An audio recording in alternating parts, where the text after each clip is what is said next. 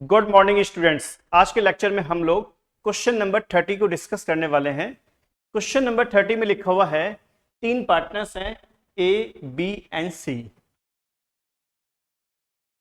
इनका जो हमें रेशियो दे रखा है ए बी सी का ओल्ड रेशियो, वो में गिवन है इक्वल, यानी 1:1:1, डेट इज ओल्ड रेशियो। ये हमें old profit sharing ratio given है ए बी सी का। और क्वेश्चन में न्यू रेशियो भी गिवन है 3:4:5, डेट इज न्यू रेशियो।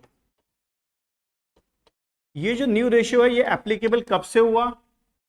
1 अप्रैल 2022 से। डेट मीन्स पार्टनर्स के जो प्रॉफिट शेयरिंग रेशियो हैं वो क्या हो रहे हैं? चेंज हो रहे हैं। आगे लिखा हुआ है प्रॉफिट एंड लॉस का बैलेंस कौन सा है? क्रेडिट। कितना? 90,000 रुपीज।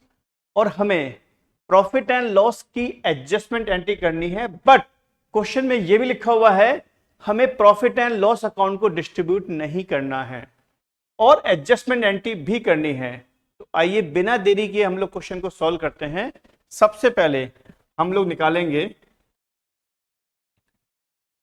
सैक्रिफाइसिंग रेशियो और गेनिंग रेशियो, जिसका फॉर्मूला होता है old ratio minus new ratio. अगर आंसर प्लस में आएगा दैट इज सैक्रिफाइसिंग रेशियो और माइनस में आएगा तो गेनिंग रेशियो। तो हमें सबसे पहले ए, बी और सी इनके लिए निकालना पड़ेगा सैक्रिफाइसिंग रेशियो और गेनिंग रेशियो। चलिए सबसे पहले हम निकालते हैं ए के लिए, उसके बाद हम निकालेंगे बी के लिए, उसके बाद में सी के लिए। तो ए की बात कर रहे हैं हम लोग सबसे पहले। तो ए का ओल्ड रेशियो क्या है? 1/3, 1 + 1 + 1, 1/3। ए का ओल्ड रेशियो है 1/3, बी का भी ओल्ड रेशियो है 1/3 और सी का भी ओल्ड रेशियो है 1/3। न्यू रेशियो की बात करें हम लोग 3:4:5, इन तीनों को प्लस करें तो 12, यानी 3/12, 4/12, 5/12। ये क्या है? New ratio. तो लिखेंगे 3/12, 4/12 एंड 5/12। तो मैंने क्या किया, ओल्ड रेशियो में से न्यू रेशियो को क्या किया? माइनस कर दिया। चलिए आगे चलते हैं हम लोग।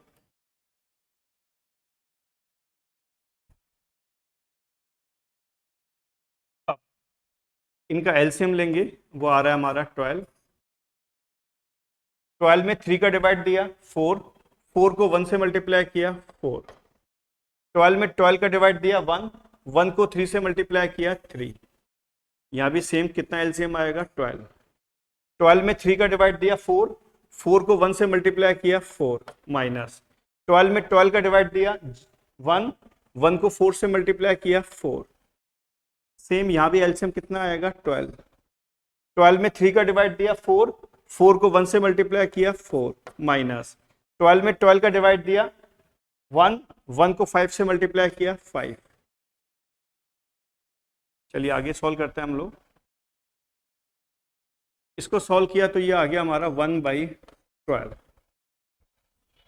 4 - 4 0/12 एंड -1/12। यहां पर ए का शेयर कितना आ रहा है? 1/12, बी का 0/12 और सी का माइनस में 1/12। तो जो आंसर पॉजिटिव आता है उसे हम क्या बोलते हैं? सैक्रिफाइसिंग रेशियो, और जो नेगेटिव आता है उसे हम क्या बोलते हैं? Gain ratio. तो यहां हम लिखेंगे सैक्रिफाइसिंग रेशियो और यहां हम लिखेंगे गेन रेशियो। सैक्रिफाइसिंग रेशियो हमेशा क्रेडिट किया जाता है, ध्यान रखिएगा, और गेन रेशियो हमेशा क्या होता है? डेबिट। तो ये हमने फाइंड आउट कर लिया है कि ए ने सेक्रीफाइस किया और बी ने गेन किया। अब हमें क्या होगा? जनरल एंट्री करनी होगी, यानी ए को हमें क्रेडिट करना होगा और सी को हमें डेबिट करना होगा। बी जनरल एंट्री में इंक्लूड नहीं होगा क्योंकि बी का बैलेंस कितना आ रहा है? 0/12। तो एंट्री बनेगी सीज कैपिटल अकाउंट डेबिट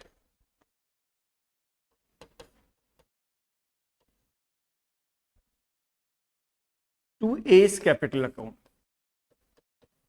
बहुत ही सिंपल सी एंट्री है, C's capital account debit to A's capital account. C ने गेन किया है तो सी को हमने डेबिट कर दिया, बी ने सेक्रीफाइस ए ने सेक्रीफाइस किया है तो ए को हमने क्रेडिट कर दिया। यहां आप देख सकते हैं ए ने सेक्रीफाइस किया है तो ए क्या हो जाएगा, क्रेडिट, और बी ने क्या किया, गेन किया है तो बी क्या सी ने क्या किया, गेन किया है तो सी क्या हो जाएगा, डेबिट। इनका रेशियो कितना है, 1/12 एंड 1/12। गुडविल हमें दे रखी है 90,000 रुपीज। ये पूरी की पूरी पार्टनरशिप फर्म की गुडविल है। इसको 1/12 से मल्टीप्लाई करेंगे तो वैल्यू आ जाएगी हमारी 7500।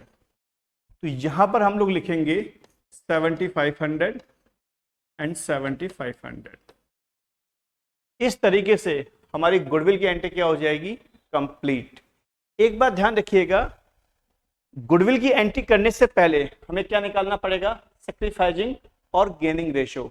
सैक्रिफाइसिंग और गेनिंग रेशो निकालने के बाद ही हम लोग गुडविल की या फिर प्रॉफिट एंड लॉस अकाउंट की एंट्री कर सकते हैं। मतलब गुडविल की एंट्री हो या प्रॉफिट एंड लॉस अकाउंट की एंट्री हो, एंट्री करने का प्रोसेस सेम रहेगा। तो यहां हमने प्रॉफिट एंड लॉस की एंट्री पास की है। प्रॉफिट एंड लॉस का बैलेंस कितना दे रखा था, 90,000 रुपीज। उसका हमने निकाल दिया 1/12 तो कितना आ गया, 7500। तो हमने क्या किया, प्रॉफिट एंड लॉस अकाउंट को डिस्ट्रीब्यूट किए बिना प्रॉफिट एंड लॉस अकाउंट की एंट्री कर दी है। और इसी के साथ में हमारा ये लेक्चर पूरी तरीके से कंप्लीट हो चुका है।